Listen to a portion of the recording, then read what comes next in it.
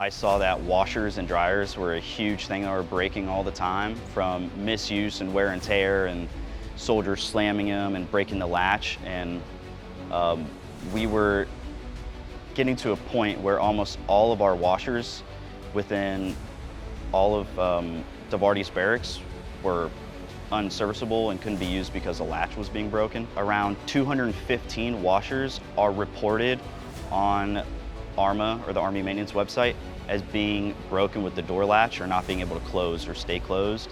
And that was a big problem, especially since the company that makes that part, we're not able to get it anymore. This is what we were using to 3D print. It's the latch. It goes on the door part of the washer, and it goes on just like that, and there's a little latch, and it goes in, it closes it, and the washer reads that it's closed, so it can start the cycling and allow you to select options. If they were just to buy that part from the manufacturer, it would cost the Army $75,000 compared to only about $5,000 if we just mass produced it with 3D printers.